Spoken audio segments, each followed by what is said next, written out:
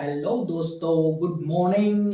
Let's go study YouTube channel पे मैं मनदीप जाट आप सभी का स्वागत करता हूं और आई होप आप सब स्वस्थ होंगे, तंदुरुस्त होंगे, खुश होंगे, अच्छे से पढ़ाई कर रहे होंगे। आज मेरी यूट्यूब पे पहली क्लास है जिसके अंदर मैं सोच रहा था कि क्या करवाऊं आप सभी को। तो मैंने सोचा कि अभी एचएससी के रिगार्डिंग मैंने सोचा आज हरियाणा जीके करवा देता हूँ आपको। तो मेरा पहला टॉपिक है हरियाणा का गठन, जो कि सभी बच्चों को बहुत ही हार्ड टॉपिक लगता है ये। और क्यों टॉपिक हार्ड क्यों लगता है? क्योंकि इसमें सीरीज वाइज करना होता है कि हरियाणा कैसे हुआ, कैसे बना, हरियाणा गठित कैसे हुआ। तो हरियाणा का गठन या गठित, इसका मतलब ये नहीं है कि हरियाणा पहले था ही नहीं। हरियाणा तो पहले था, पहले नदियों के द्वारा घिरा हुआ था, पहाड़ों के द्वारा घिरा हुआ था, लेकिन स्पेसिफिक पर्टिकुलर एरिया डिनोट नहीं किया गया था कि आज मैप के ऊपर हरियाणा यहाँ है। तो आज तो यहां तक पहुंचने के लिए सबसे पहले मैं आपको बता देता हूं कि 1835 के अंदर जो हरियाणा था वो हमारा मध्य प्रदेश का हिस्सा था। और जब 1858 में आए हम, 1858 में हरियाणा को पंजाब के साथ मिला दिया गया। किसके साथ मिला दिया गया? पंजाब के साथ। और 1966 के अंदर हरियाणा 1966 के अंदर हमारा हरियाणा बना। क्या बना था? हमारा हरियाणा का गठन हुआ था। 1 नवंबर 1966 को हमारा हरियाणा बना था। तो 1835 से लेकर 1966 तक हमारा हरियाणा बनने तक बीच में क्या क्या खामियां आई, क्या क्या आंदोलन हुए, क्या कैसे कैसे हमने जो चीजें देखी, वो मैं सभी चीजें आपको पॉइंट ऑफ व्यू से करवाता चलूंगा। और जो जो प्रीवियस ईयर में जो क्वेश्चन पूछे गए हैं एचएससी के द्वारा वो मैं आपको बताता चलूंगा। तो सबसे पहले हम देखते हैं कि 1756 और 1756 के अंदर जो हमारा हरियाणा था वो किसके अधीन था? मराठों के अधीन था। ये क्वेश्चन भी पूछा गया एचएससी के द्वारा। किसके अधीन था? मराठों के अधीन था। हमारा हरियाणा मराठों के अधीन था। और जब 14 जनवरी 1761 एक पर्टिकुलर डेट है जो कि एग्जाम में पूछी भी गई है। यहाँ पानीपत का तीसरा युद्ध हुआ था। क्या हुआ था? पानीपत का तीसरा युद्ध हुआ था। क्या हुआ था? पानीपत का तीसरा युद्ध। और ये जो पानीपत का जो तीसरा युद्ध हुआ था ये हुआ था मराठों और अहमद शाह अब्दाली के साथ। किसके साथ? अहमद शाह अब्दाली के साथ। और मराठों का नेतृत्व कौन कर रहे थे? मराठों का जो नेतृत्व कर रहे थे वो थे सदाशिवराव बाबू। कौन थे भाई? सदाशिव राव बाबू। और ये जो सदाशिवराव बाबू है ना, ये वो इंसान है जिन्होंने स्थानेश्वर में किसका पुनर्निर्माण करवाया था? स्थानेश्वर में पुनर्निर्माण करवाया था। किसका करवाया था? शिव मंदिर का।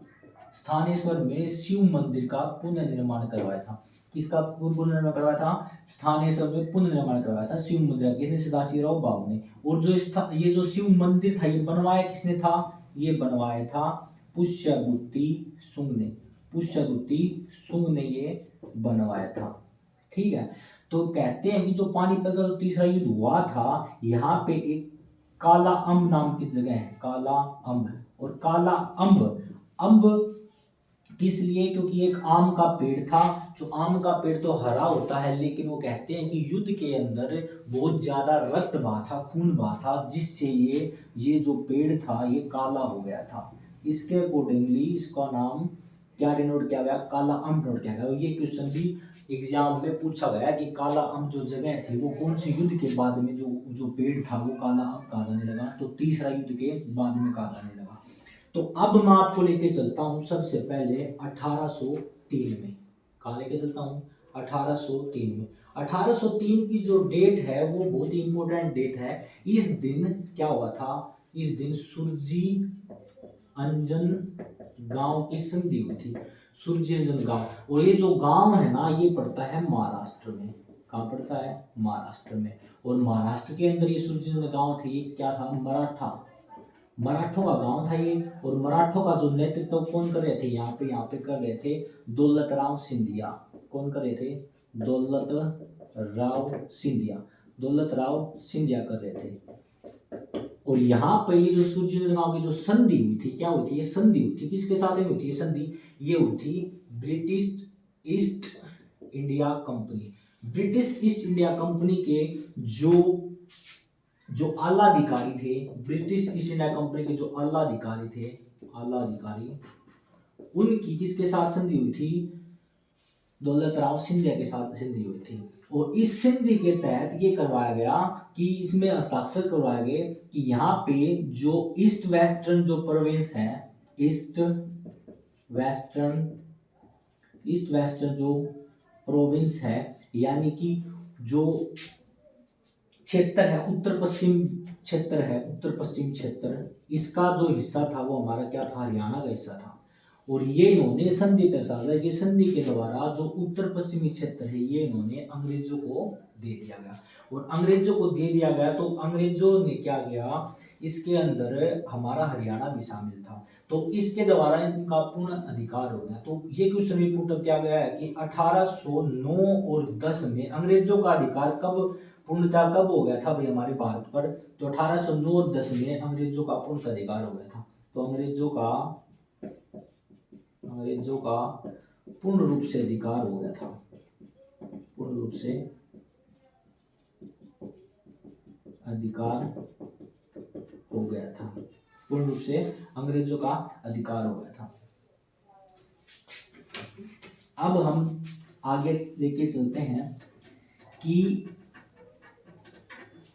इसके अकॉर्डिंगली जब पंजाब में कैसे मिलाया गया भाई हरियाणा को, तो पंजाब में मिलाने के लिए मैं आपको बता देता हूँ कि अंग्रेजों की क्या चाल थी। अंग्रेजों की चाल थी, जब 1857 की जो क्रांति थी ना, 1857 की क्रांति, ये जो क्रांति थी ये हरियाणा में अम्बाला से स्टार्ट हुई थी।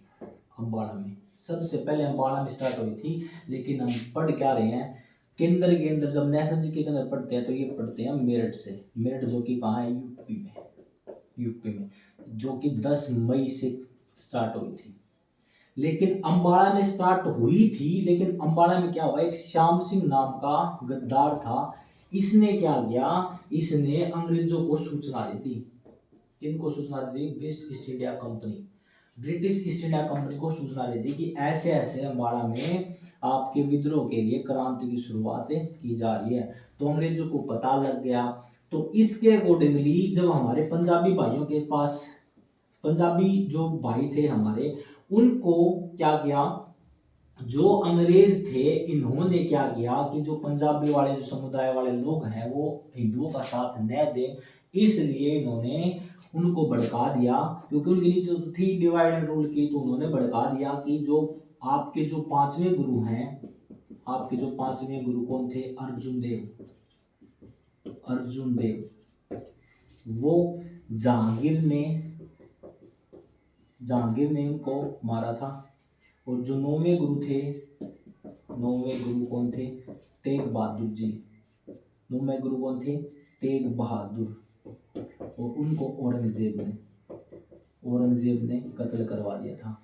तो अंग्रेजों ने बताया कि आप जिसके कारण आप कर रहे हो, तो आपके तो जो 10 गुरु थे उनमें से 5वें गुरु अर्जुन देव को और 9वें गुरु तेग बहादुर को तो इन्होंने मरवा दिया था, और आप इन्हीं का साथ दे रहे हो।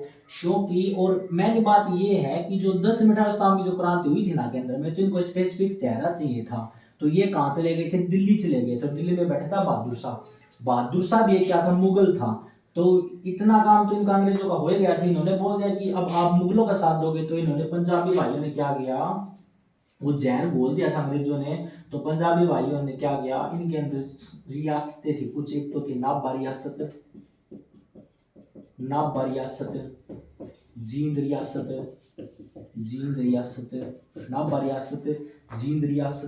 तो इन्होंने इनका साथ नहीं दिया। किनका साथ नहीं दिया, नाभा रियासत, जींद रियासत और एक पटियाला रियासत,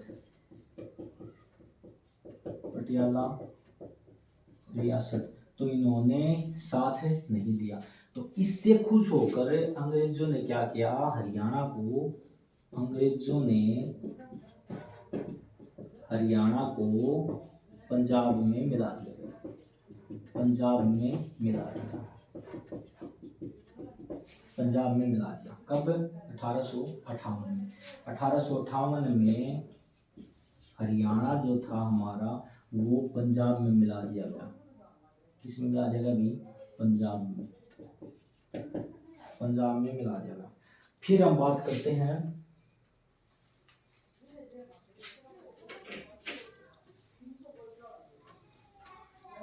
फिर हम बात करेंगे 1928 में।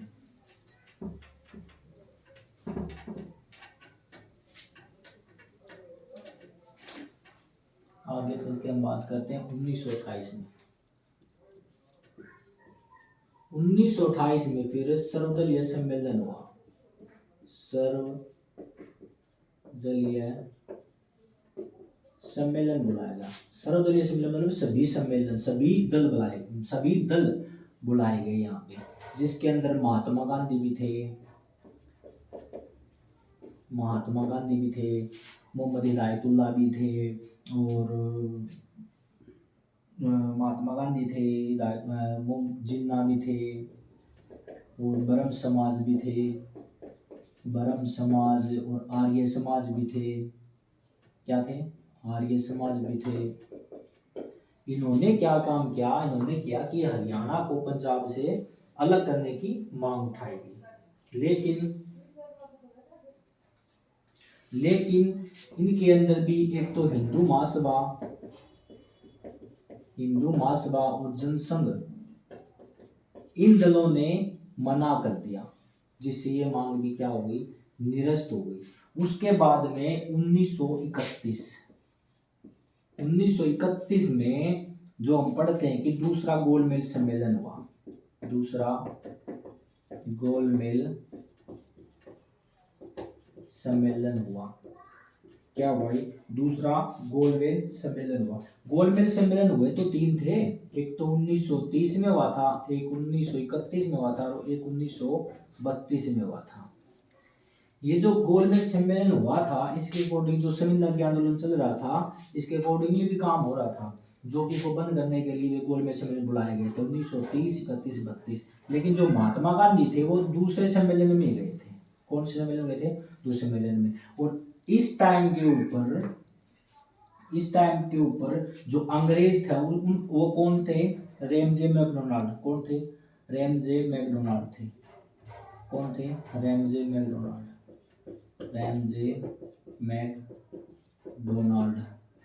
मैकडोनाल्ड नेतृत्व कर रहे थे अंग्रेजों का। ठीक है। तो जब महात्मा गांधी दूसरे गोलमेज सम्मेलन में गए थे, तो इस टाइम पर ही जब वो बैठे थे, तो वहां पे बैठा था कि अंग्रेज कौन था? Winston Churchill. उन्होंने महात्मा गांधी को कहा अर्धनंगा फकीर कहते बोले, ये तो देशद्रोही फकीर है, अर्धनंगा फकीर बोला उनको। तो इसको वैसे इंग्लिश में बोलते हैं IRTC। क्या बोलते हैं? RTC। पहली क्या इंग्लिश में बोलते हैं इसको? RTC। तो यहाँ पर भी पंजाब को अलग करने के लिए यहाँ भी बात उठी थी कि हरियाणा को पंजाब से अलग किया जाए, लेकिन यहाँ भी बात नहीं बनी। बाद में आई सेकंड RTC। कब? 1931 में सेकंड RTC बैठी, जिसका नेतृत्व कर रहे थे जेफाली। कौन कर रहे थे? जेफरी नेतृत्व कर रहे थे, जो कि क्या थे? एक भारतीय सचिव थे। कौन थे? भारतीय सचिव थे जेफरी। इन्होंने भी क्या किया? हरियाणा को पंजाब से अलग करने को कहा, लेकिन 1932 में डेट थी 9 सितंबर 1932। यहाँ पे था एक देशबंधु गुप्ता, डी गुप्ता जिसे बोलते हैं। तो इसमें भी देशबंधु गुप्ता ने इन्होंने भी कहा कि भाई हरियाणा को पंजाब से अलग कर दिया जाए, लेकिन ये मांग प्रबल नहीं हुई। उस टाइम के ऊपर फिर आगे चलते हैं 1947 में जब भारत आजाद हो गया हमारा, 1947 में। लेकिन भारत तो आजाद हो गया, लेकिन हरियाणा हमारा फिर भी किसका हिस्सा था? पंजाब का हिस्सा था। हरियाणा हमारा पंजाब का ही हिस्सा था, पंजाब का ही हिस्सा था, हमारा पंजाब का ही हिस्सा था। तो इस समय पंजाब का ही हिस्सा था। तो इस समय जो पाकिस्तान के जो प्रधानमंत्री बनाए गए, जब भारत आजाद हुआ तो पाकिस्तान के जो प्रधानमंत्री बनाए गए थे, पाकिस्तान के जो प्रधानमंत्री बनाए गए थे, पाकिस्तान के प्रधानमंत्री कौन बनाए गए थे? पीएम लियाकत अली। कौन बनाए गए थे? लियाकत अली। और ये लियाकत अली थे ना, ये हमारे हरियाणा से ही थे। और हरियाणा में कहाँ से थे? करनाल से थे। हरियाणा में कहाँ से थे? करनाल से थे। ठीक है। और पाकिस्तान में और जो सीएम बनाए गए थे इस टाइम पे, पंजाब के जो सीएम थे, पंजाब के जो सीएम थे, जो भारत आजाद हुआ, जो पंजाब के जो सीएम थे, भार्गव, गोपीचंद भार्गव, गोपीचंद भार्गव जी थे। ये हमारे, ये भी हरियाणा के थे। हरियाणा में कहाँ से थे? ये हमारे हरियाणा के सिरसा पे थे भाई, सिरसा से थे। कहाँ से थे? सिरसा से थे। ठीक है, अभी आगे चलेंगे।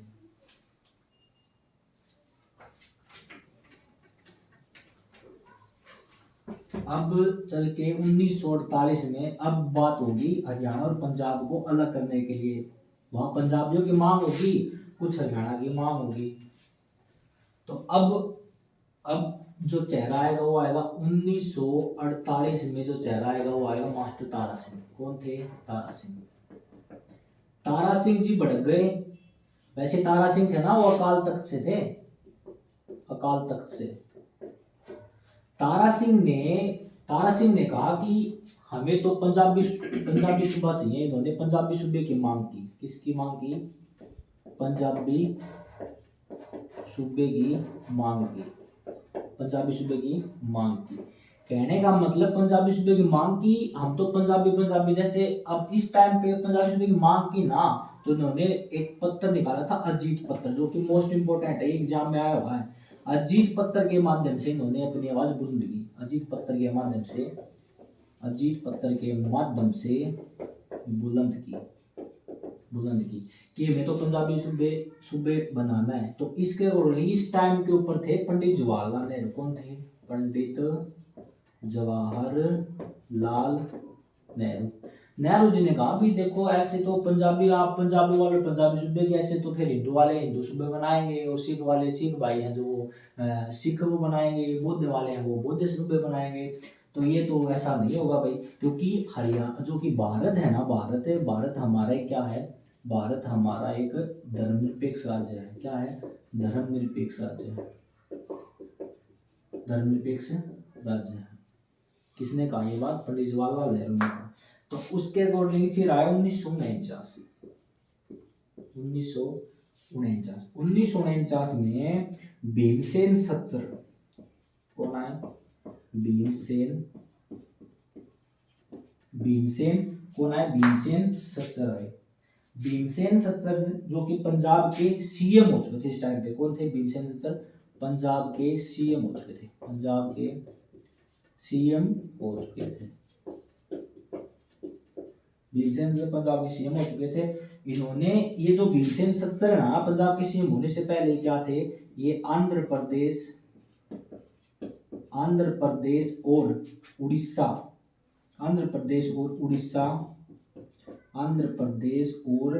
उड़ीसा के ये राज्यपाल रह चुके हैं। उड़ीसा के क्या रह चुके हैं भाई? राज्यपाल। आंध्र प्रदेश और उड़ीसा के राज्यपाल भी रह चुके हैं। आंध्र प्रदेश राज्यपाल भी रह चुके हैं। फिर 1 नवंबर 1949, गांधी जी के जन्मदिन से एक दिन पहले 1 नवंबर 1949 को भीमसेन सच्चर ने क्या निकाला? सच्चर फॉर्मूला निकाला। क्या निकाला? सच्चर फॉर्मूला। सच्चर फॉर्मूला दिया इन्होंने। सच्चर फॉर्मूला दिया। सच्चर फॉर्मूला के अंदर क्या दिया? इन्होंने कहा कि एक तो डिवाइड कर देते हैं हिंदी क्षेत्र में, और एक डिवाइड कर दिया पंजाबी क्षेत्र में। किसमें डिवाइड कर दिया? पंजाबी क्षेत्र में। इन्होंने कहा कि जो हिंदी क्षेत्र वाले लोग हैं ना, उनकी जो पहली भाषा होगी वो तो होगी हिंदी, और दूसरी भाषा क्या बोलेंगे, वो पंजाबी। जो हिंदी भाषा बोलेंगे उनकी लिपि देवनागरी कहेगी, देवनागरी। और पंजाबी वालों की क्या कहेगी, गुरुमुखी, गुरुमुखी कहेगी। इसी द्वारा पंजाबी क्षेत्र वालों को क्या बोला गया कि पंजाबी क्षेत्र वालों की पहली भाषा तो होगी पंजाबी और दूसरी भाषा होगी हिंदी। लेकिन पंजाबी वाले भाई बोले कि हम ऐसा क्यों बोले भी, हमारे बच्चे पंजाबी भाषा बोलेंगे हिंदी क्यों बोले, और हिंदी वाले बोले कि हम पंजाबी क्यों बोले। तो ये मांग भी क्या होगी, निरस्त होगी। ये फॉर्मूला उनको पसंद नहीं आया। तो इसके अंदर हरियाणा और पंजाब वालों ने ये बात नहीं मानी, ये बात नहीं मानी, ये बात नहीं मानी। ठीक है, अब चलेंगे आगे।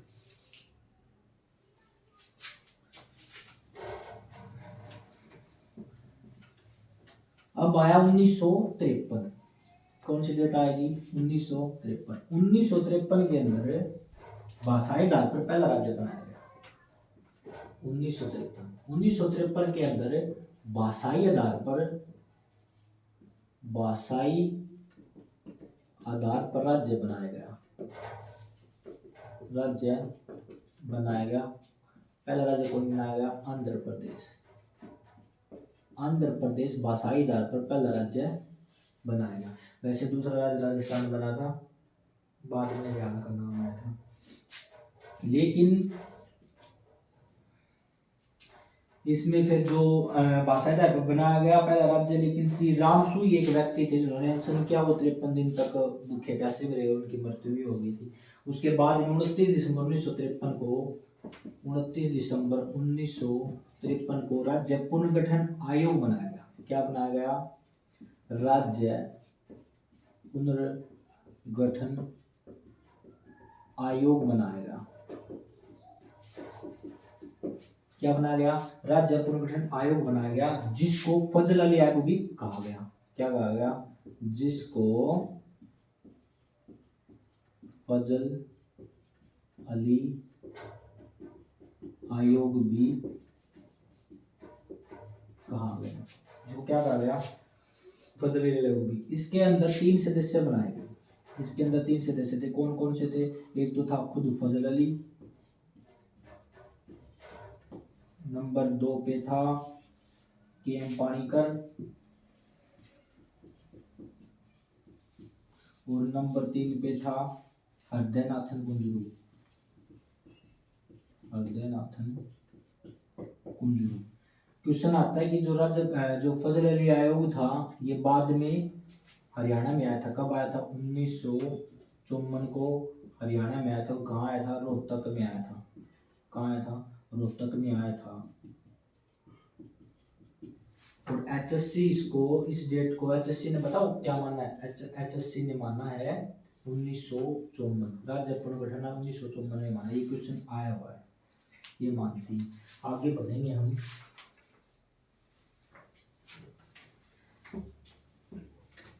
आगे अब रिपोर्ट आएगी 1956।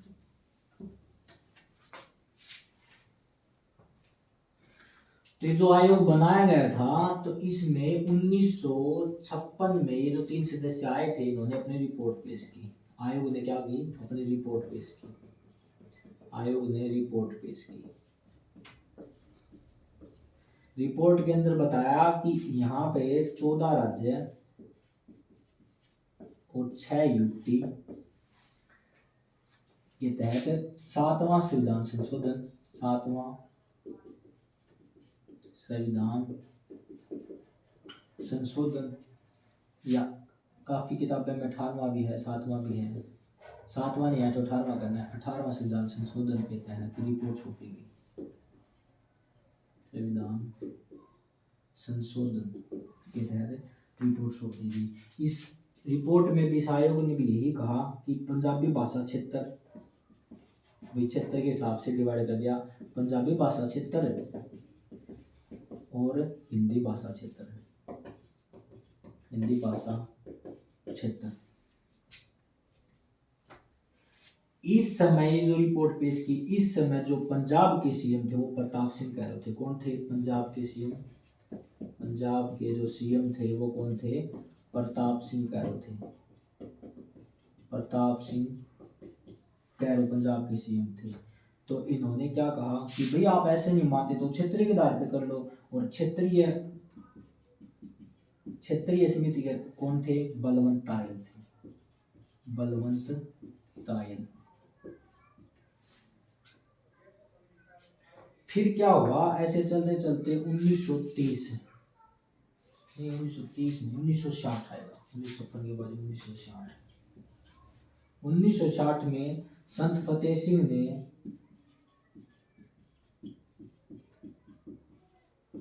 1960 में संत फतेह सिंह ने क्या किया? ये भी अकाल तख्त के थे।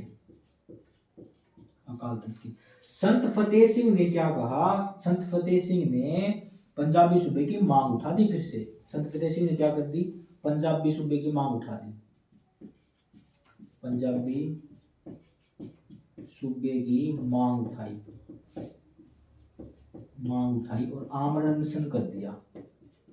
आमरण अनशन कर दिया। तो इन्होंने मांग उठाई तो मास्टर जो तारा सिंह थे, हमने पढ़ा था 1948 में, उन्होंने भी तो पंजाबी सूबे की मांग उठाई थी। उनको ये पता लग गया कि संत फतेह सिंह ने पंजाबी सूबे की मांग उठा दी। तो उनके मन में ये होगा कि जो हाईलाइटर होंगे, जो हाइड मतलब होंगे, हाईलाइट होंगे, तो वो कौन होंगे? संत फतेह सिंह होंगे। वो यहाँ आ गए और उन्होंने फतेह सिंह को बोला कि आप इसको वो बंद करो, मैं करता हूँ ये। तो जो मास्टर जो तारा सिंह थे उन्होंने ये अनशन शुरू कर दिया। तारा सिंह ने अनशन शुरू कर दिया और कुछ समय बाद वो अनशन चला, बाद में उन्होंने खुद ने बंद कर दिया। तो इस बात का फिर 1965 में, बस आप कर देता नीचे शायद दिखाई देने दे आपको, 1965 में जब तारा सिंह ने बंद किया तो 1965 में फतेह सिंह फिर से आ गए। 1965 में फतेह सिंह ने कहा कि मेरे को पंजाबी सूबा चाहिए। पंजाबी सूबे की मांग कर दी उन्होंने दोबारा। पंजाबी सूबे की मांग की। अब इन्होंने कहा कि अगर हमारे पंजाबी सूबे की मांग को प्रबल नहीं किया गया, मानी नहीं गई, तो मैं क्या कर दूंगा? मैं आत्मदेह कर लूंगा। क्या बोला इन्होंने? आत्मदेह कर लूंगा। आत्मदाह कर लूंगा। तो 1965 में जब इन्होंने कहा कि मैं आत्मदाह कर लूंगा, तो 1965 में हमारा एक युद्ध छिड़ा हुआ था। क्या था वो? भारत पाकिस्तान का युद्ध। क्या हुआ था? भारत और वर्सेस पाकिस्तान का युद्ध। भारत और पाकिस्तान का युद्ध। तो इस समय कौन थे? पंडित जवाहरलाल नेहरू। पंडित जवाहरलाल नेहरू ने कहा कि अरे भैया, हम पहले पाकिस्तान को निपट लें, आपकी मांग बाद में देखते हैं। तो फतेह सिंह ने बोला कि पहले देश पहले है। क्या है? देश पहले है। तो ये मांग भी उनकी क्या हो गई? निरस्त हो गई। फिर आया 23 अप्रैल 1965।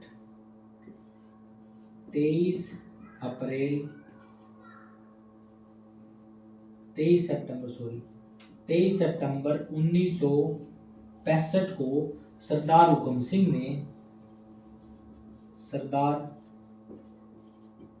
सिंह जो कि क्या थे? पंजाब विधानसभा के जो सरदार हुकम सिंह थे ना, ये क्या थे? पंजाब विधानसभा के तीसरे अध्यक्ष थे उस समय। तीसरे अध्यक्ष थे, जो कि पूछते हैं कि जो हरियाणा किसकी अनुशंसा पर बना? तो हरियाणा हुकम सिंह की अनुशंसा पर बना। हरियाणा हुकम सिंह। ये क्वेश्चन पुटअप होता है, एसएससी पूछती है कि हरियाणा किसकी अनुशंसा पर बना? तो हरियाणा हुकम सिंह की अनुशंसा पर बना।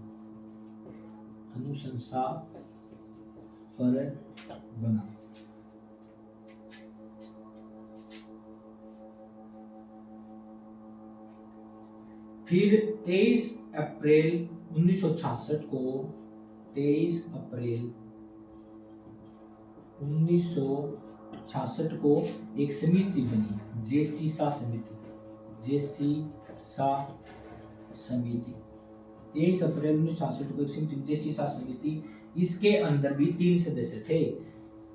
नंबर 1 खुद जेसीसा थे, जेसीसा। और नंबर 2 एमएस फिलिप थे, एमएस फिलिप। और नंबर थे S Kunju, S Dutt, sorry. नंबर 3 पे कौन थे? S Dutt, S Dutt. तो इन्होंने ये रिपोर्ट बना के 31 मई 1966 को अपनी रिपोर्ट सौंप दी। 31 मई 1966 को अपनी रिपोर्ट सौंप दी।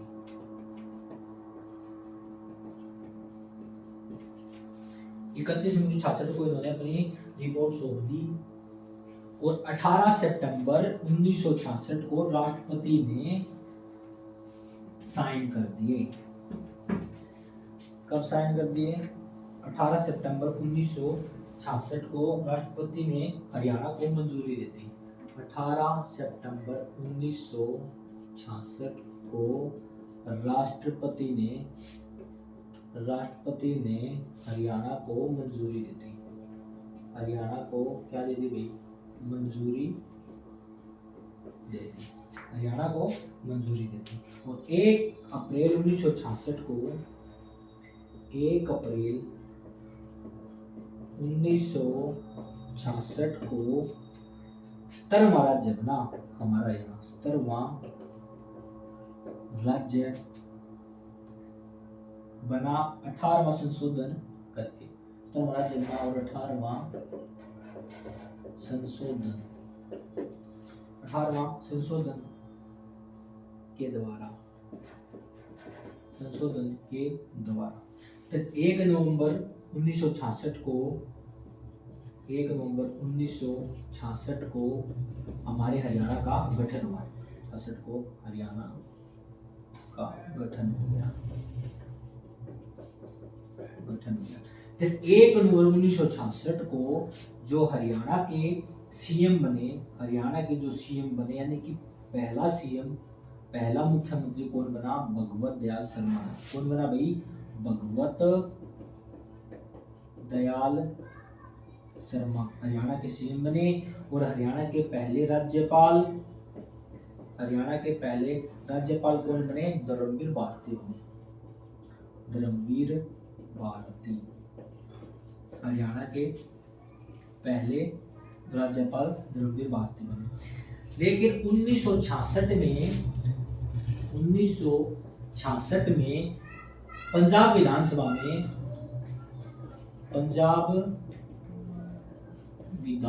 में 154 सीटें थी। कितनी सीटें थी? 154 सीटें थी। तो जब ये पंजाब से अलग तो हो ही गया हमारा हरियाणा, तो इन्होंने 154 सीट में से हमारे हरियाणा को 54 सीटें दे दी। 54 सीटें दी। कब? 1966 में। फिर ये 1967 में ये सीटें 77 हुई। कितनी हुई? 77। 1967 में जो हरियाणा विधानसभा की सीटें थी वो 66 में 54 हो गई और 67 में 81 हो गई।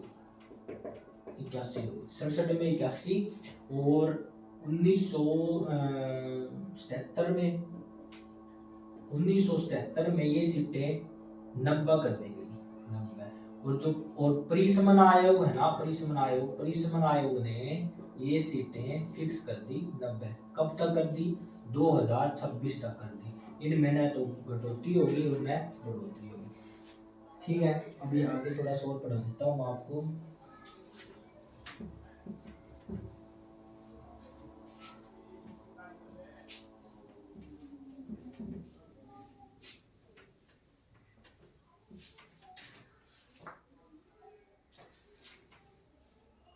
हरियाणा के गठन के समय जब हरियाणा और पंजाब हाईकोर्ट था, हरियाणा और पंजाब का जो हाईकोर्ट था, हाईकोर्ट हरियाणा पंजाब के हाई कोर्ट के जो जस्टिस थे वो कौन थे? जस्टिस थे वो कौन थे? मेहर सिंह थे। कौन थे भाई? मेहर सिंह थे। हरियाणा हाई कोर्ट के जस्टिस मेहर सिंह। और जब भारत आजाद हुआ 1947 में हमारा, तो उस टाइम पे कौन थे? रामलाल। कौन थे? रामलाल। ये क्वेश्चन भी पुटअप होते हैं काफी बार। और पंजाब हाई कोर्ट के पहले भारतीय जस्टिस कौन थे? पहले भारतीय जस्टिस कौन थे? पहले भारतीय जस्टिस थे सर शादीलाल। कौन थे? सर शादीलाल। सर शादीलाल थे। और जो पंजाब हाई कोर्ट है ना, पंजाब हाई कोर्ट 1915 के दिन के द्वारा, ये क्वेश्चन भी पूछा गया कि पंजाब हाई कोर्ट कौन से दिन के द्वारा 1915 के अधिनियम के द्वारा 1919 में 1915 के अधिनियम के द्वारा लिख देता हूं मैं, अधिनियम के द्वारा 1919 में पंजाब हाई कोर्ट बना। 1919 में पंजाब हाई कोर्ट बना। 19 में बना। लेकिन ये पहले कहाँ था? ये पूछा गया कि 1919 में बना, उससे पहले कहाँ था? ये था शिमला में। कहाँ था? सॉरी, लाहौर में था। लाहौर से लेके आए थे इसको, लाहौर से शिमला स्थानांतरित किया गया था। और शिमला से भी वर्तमान में कहाँ है? पंजाब और हरियाणा हाई कोर्ट चंडीगढ़ में है। तो ये था पूरा टॉपिक आपका हरियाणा जीके के अंदर। और आज के समय में वर्तमान में हरियाणा को हम मैप पे भी देखते हैं, तो खुशी की बात है। हमें हरियाणा पे फील करना, प्राउड करना चाहिए और अच्छे से रहना चाहिए। खान पान हमारा हरियाणा का बहुत अच्छा है। और आज के टाइम में 1 नंबर में 66 को हमारा हरियाणा बना, जो कि हरियाणा का क्षेत्रफल 44,212 वर्ग किलोमीटर हरियाणा का क्षेत्रफल है। और वर्तमान में 22 जिले हैं। तो आपको मेरी क्लास बहुत अच्छी लगी होगी। कुछ आज पहली क्लास थी तो कुछ सुधार करने बाकी हैं, वो आप कमेंट में बता देना। मैं आगे कोशिश करता रहूँ और आपको अच्छा कंटेंट आपको प्रोवाइड करने की कोशिश करूँगा। धन्यवाद। जय हिंद, जय भारत, वंदे मातरम।